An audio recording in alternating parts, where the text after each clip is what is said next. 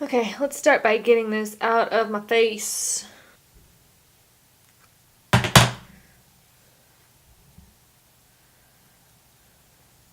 Today I'm going to use a sample of the Diorskin Nude BB cream. I don't know what it is. I'll figure it out. It'll be down in the description box exactly what it is, but I always write shorthand on here, so I'm sure the name is longer than that. And this is in the shade 001, not just 01. Apparently that matters. I don't know. I'm just going to dot it on my face.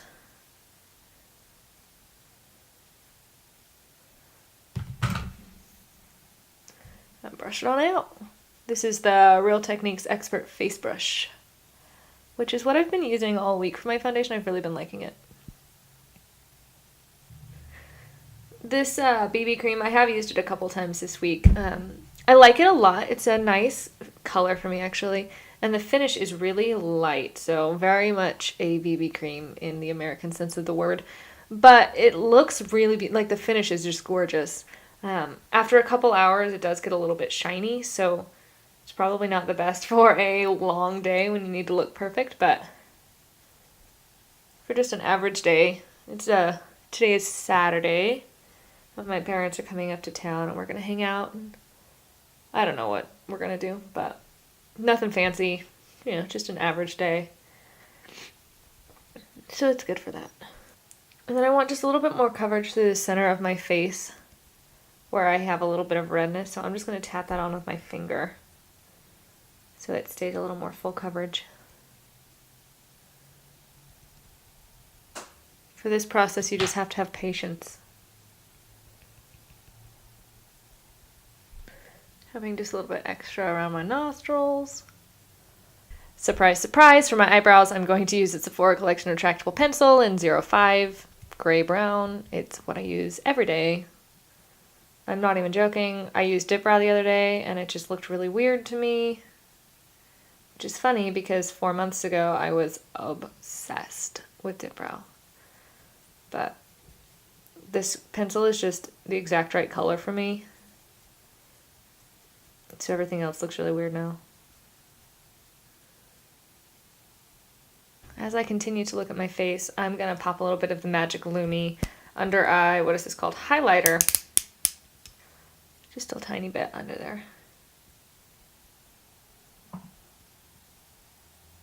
It probably looks like a lot, but I promise that is a very, very thin layer, so less of this is more. It might not cover it all up on camera, but let's be real, camera is harder on you than real life, so just a really thin layer of this in real life is more than enough. And I'm using the whole length of my finger to get as much coverage as I can as fast as I can.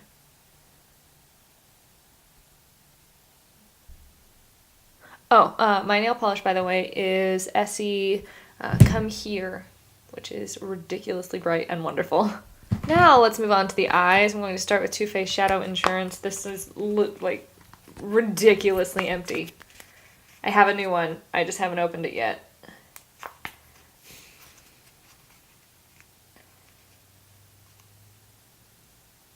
Nope. Come on.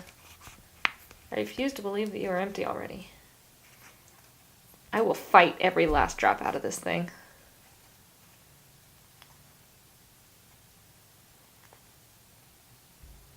Haha! Yes!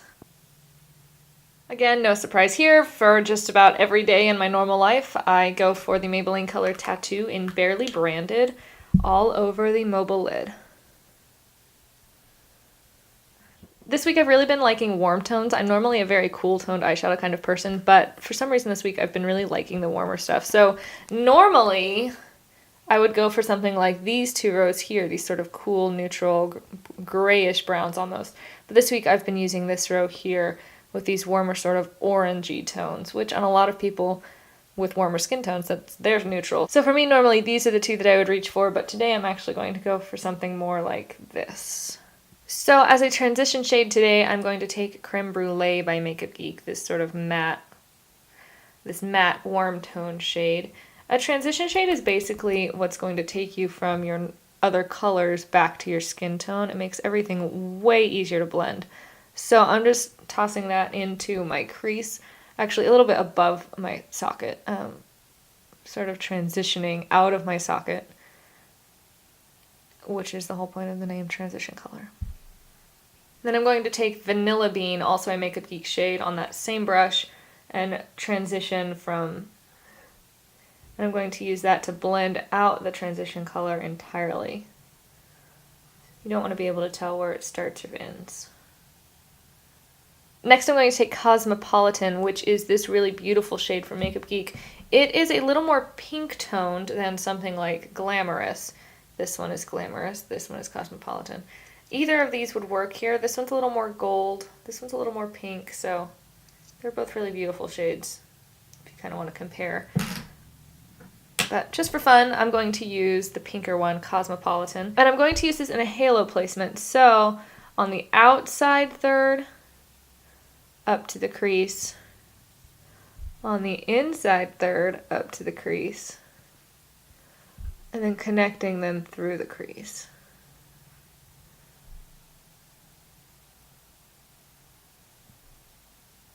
Leaving the center part of the mobile lid bare. Then using that same flat brush, just flipping it over to the other side, I'm going to take Shimma by Makeup Geek, which is a neutral, light, very shimmery shade. And this is going to go in the center of the mobile lid, right above where your iris is, ideally. And do try and get this even on both eyes, because if you don't, it can make you look a little like wall-eyed or cross-eyed. Then I'm going to go back to that big fluffy brush and my transition shade and help use that once more just to blend out the Cosmopolitan color. Then I'm going to take a small pointed brush. This is the Sigma pencil brush, the E30, and I'm going to take a darker color. I'm going to use Cocoa Bear today. Again, I'm using all Makeup Geek. That's just what's in this palette, so it's right here. This is a really beautiful warm brown. It's very matte again, so matte is great for recessing things, and shimmer brings things forward. So this guy I'm going to just put on the outer corner. I'm not going to bring this into the inner corner because this is just, you know, a Saturday look. This is probably a little bit much for a normal Saturday, but you guys know me. I have no shame when it comes to makeup. I picked up just a little bit of that Cocoa Bear on this big fluffy brush, and I'm going to tap off all of the excess so there's very little on there. I'm going to lightly blend over where I just placed that to diffuse the edges just a little bit. And a little bit of Glamorous, that shimmery pinky orange. Alright. I am wiping this off on a towel I have next to me in between, so it's not just disgustingly messy. And then finally, Vanilla Bean to make sure everything is all blended out and soft and beautiful. Ta-da! And that is a halo eye. So the idea of a halo eye is that it is brightest in the center of the eye and then darker on the outside and inside, which means that your eye is going to look more protruding and round, which is just a different look than like when we only put the darkest on the outside and then we highlight the inner eye, then it pulls it outward and makes it more almondy shaped. So this is more of a rounded eye look. It's just a different look. They both work. Some work better on different people, so try them both and see which placement you prefer on your face. So I'm the worst and just apparently didn't hit record on that, but I did finish the rest of my face. Let's see, I'll just quickly recap for you. Maybe it'll save you time this way. Anyway, I did a really light liner with the Marc Jacobs liner. I think that's where I left off. I think I was about to do this. I just right along the lash line very easily and then drew it out just a little bit at the end so that it would be, you know, pull my eyes out instead of letting them droop down. After that, I always go back and I finish my skin before I do my mascara so I don't get powder in my mascara. It's really gross. The powder I've been using this week is the Cover FX Illuminating Powder in the shade Light. It's really beautiful. Most of the sheen that you see here on my cheeks here, that's the finish of this powder. It's really gorgeous. It's not necessarily the best at combating oil throughout the day, so I will have to touch up with this because of that. And they used to have a small size available at Sephora, and I don't think they do right now, which is really frustrating, but it's the most beautiful finish I've ever seen in a powder, so I love it. It's worth it to me. I contoured with NYX blush in taupe as always. However, I have a new brush for that. This is the Sephora Pro Contour Precision brush, and it is really beautiful because it has this sort of pointed tip, it fits so well under the cheekbone, and it really helps blend itself. Really, it takes like zero effort on your part. So if you've been having a hard time with powder contouring and you want to get better at it, give this brush a shot and it really might make a difference for you. I tapped just a little bit of the Kat Von D blush in Bellissima along the apples of my cheeks and then out just a little bit along my cheekbones, starting about here and then working my way out. Just little tiny taps. I don't love a lot of blush. I'm not a big blush person, so keeping it pretty light. And then the highlight I've been using this week is the Smashbox Soft Lights in Shimmer. It's really, really pretty, especially if you have fair, cool toned skin.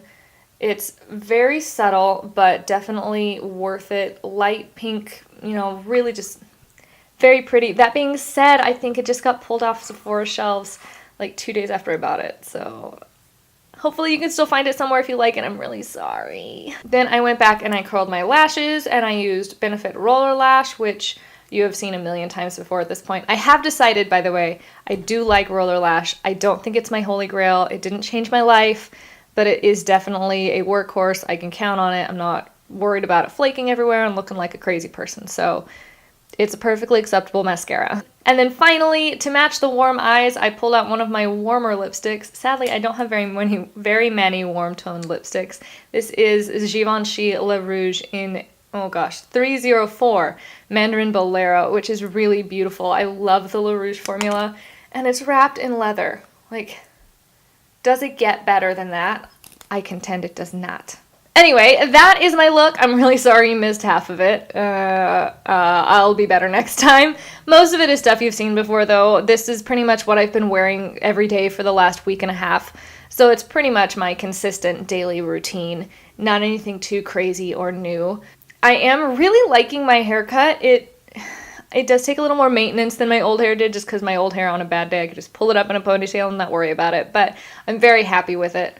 And if you learned anything from this, please like, subscribe if you don't want to ever miss any of my videos. Follow me on Twitter, on Instagram, and I will see you very soon. Bye, guys.